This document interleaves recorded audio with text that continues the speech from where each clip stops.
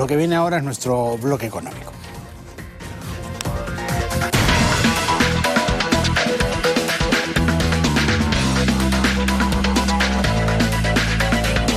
Lo que sí tenemos que ser recontradrásticos es con la corrupción. Hay un informe que ha salido de Contraloría, un informe oficial de la Contraloría General de la República, que nos dice que de cada 100 soles que el Estado gasta, cada 100 soles que el Estado invierte en infraestructura, en obras, en servicios, 13 se van a la corrupción. O sea, el 13% en promedio se va a la corrupción. No se invierte el total del dinero, hay una parte que siempre va a la corrupción. En el Ejecutivo es el 10%. En las regiones, en los gobiernos regionales, es dramático, hasta el 21% del capital invertido se va en corrupción. Y en las municipalidades puede llegar hasta el 13% en los gobiernos locales. Esto hace, obviamente, que de los pocos recursos que tenemos no se logre pues los objetivos de inversión y de servicios, porque estamos destinando parte de esos recursos a llenarle los bolsillos a agentes corruptos, a autoridades, empresarios, etcétera, corruptos. Vamos a tratar este tema para ver cómo se puede hacer para solucionarlo y para tener un mejor control. Vamos a conversar con Pierino Stucchi, profesor de SAN, que ya está con nosotros. ¿Qué tal, Pierino? ¿Cómo está? Muy buenas tardes. Buenas tardes, Juan Carlos. Un saludo para ti y para toda la teleaudiencia. Cuando vino la debacle a finales de los 90 y se detectó todo el tinglado de corrupción que había en el gobierno de Alberto Fujimori, se hizo un esfuerzo desde el Estado para poner candados en todas partes, ¿no? Para tratar de evitar que nuevamente se dé una situación como esta, pero las autoridades han encontrado los candados, pues, las llaves para abrir esos candados finalmente, y estamos en una situación similar donde toda obra, todo servicio pasa de todas maneras por el tamiz de la corrupción, ¿no? Correcto, Juan Carlos, y siendo eso cierto, como dices, hay algunas medidas que como sociedad tenemos que tomar, ¿no? Lo que nos dice la Contraloría es gravísimo.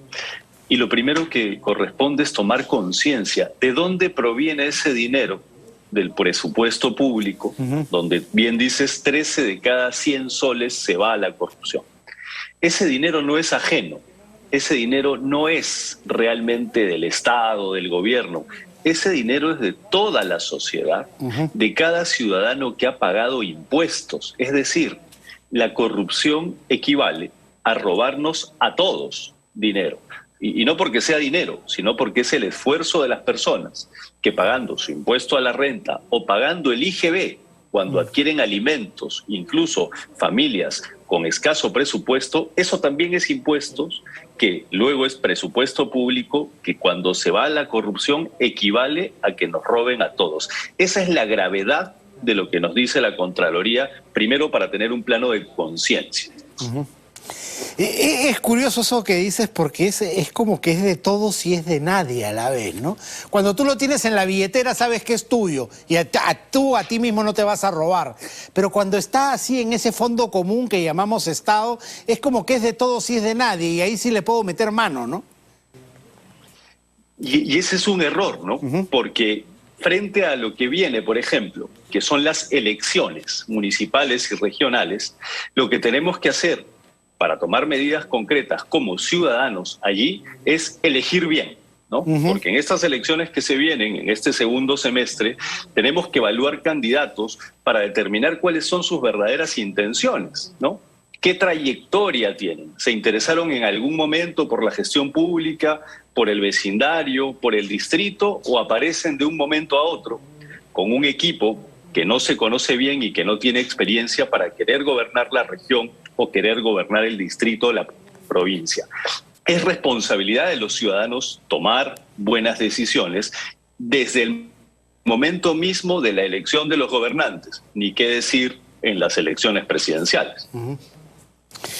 Sí, pues sí, finalmente tenemos una tremenda responsabilidad ahí, porque además hay una irresponsabilidad del elector y un descaro de muchos candidatos, ¿no? Que se presentan a cargos públicos teniendo una colección, un rosario, ¿ah?, de denuncias, incluso por corrupción misma en otros cargos públicos, ¿no? Es increíble que un ciudadano pueda darle el beneficio de la duda a una persona que se está presentando cuando ha tenido alguna condena o alguna denuncia por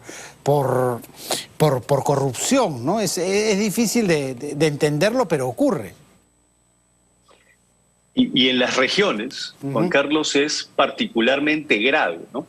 Porque ya has dicho que la Contraloría ha reportado que es 2 soles de cada 10 los que se pierden en corrupción.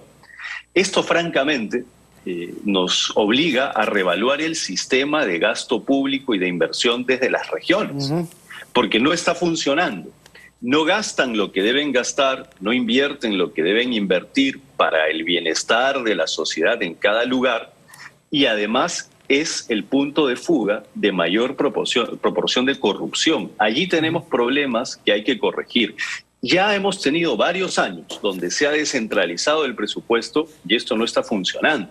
Entonces hay que también tomar nota de eso y corregirlo. Y tengamos en cuenta algo que dices, ¿no? La sanción oportuna sobre la corrupción es necesaria. No podemos tener investigaciones que duran años, con algunos expresidentes que todavía no vienen a responderle a la justicia, con ex magistrados de la Corte Suprema fugados en otro país cuando ya se sabe que los tienen que traer. La justicia que tarda no es justicia y no educa a la sociedad, porque aparentemente lo que nos dice esa justicia que demora es que la impunidad es un buen premio para la corrupción de quien tiene poder y eso hay que eliminarlo. Necesitamos dar ejemplos como sociedad con urgencia y con firmeza, Juan Carlos, para comenzar a corregir esto con el ejemplo y con la exigencia de sanciones oportunas. Y lo que desmoraliza finalmente es que pasa el tiempo y vemos que la cosa va empeorando, ¿no? En este mismo informe de Contraloría se establece que este año ya se han detectado problemas de corrupción por hasta más de 24 millones de soles, que es más de lo que se había detectado en el 2020, ¿no? Entre el 2020 y el 2021 hay un incremento pese al cambio de gobierno y a las promesas de lucha frontal contra la corrupción. Y es que, como dices, va en aumento porque no estamos tomando medidas como sociedad. Y no solo es la sanción que ejemplifica, que ya lo hemos conversado hace unos minutos, sino es desde la propia casa y la educación familiar, la educación en la escuela. Se pregunta, ¿los chicos están viendo a sus padres, ¿no?, cumplir las reglas o los ven a veces no cumplirlas? Los niños, los menores, ven a sus padres cruzarse la luz roja en auto o peatonalmente cuando nadie los ve. Los padres toleran que sus hijos, por ejemplo, copien en un examen en casa ahora que hay educación virtual. Es decir, ese pequeño incumplimiento cotidiano alimenta una cultura que tenemos que cambiar, que luego en grandes ligas termina en actos de corrupción gravísimos y costosos que equivalen a robarnos a todos los impuestos. En conclusión, la corrección tiene que ser estructural, ¿no? Desde lo pequeño en casa, con toma de conciencia en la escuela, en los institutos técnicos, en la universidad, con mucha fuerza, y a nivel de la justicia, donde esto tiene que ser ejemplificador para que cambie. Esa es una tarea pendiente que la academia, la sociedad, las instituciones y las familias tienen que impulsar de inmediato. Sí, claro, en el entendido además que la impunidad es el peor cáncer que puede tener una sociedad, ¿no? Porque la descompone y la pervierte totalmente. Así es, no nos hacen falta más reglas, ya tenemos las reglas. Lo que nos hace falta es cumplirlas, exigir que se cumplan y oportunamente sancionar a quien corresponda. No pueden tardar años estos casos, tiene que ser naturalmente con prueba plena, superando la presunción de inocencia, con velocidad para que todos entendamos como sociedad que la corrupción no se tolera. Y ese es el mensaje pendiente para empezar a cambiar, Juan Carlos. Perfecto, Perino. Muchísimas gracias por haber estado con nosotros esta tarde. Muchas gracias, mi saludo para ti y me despido también de la teleaudiencia. Gracias. Pierino Stucchi, profesor de SAN, ha estado con nosotros. Cerramos así nuestro bloque económico.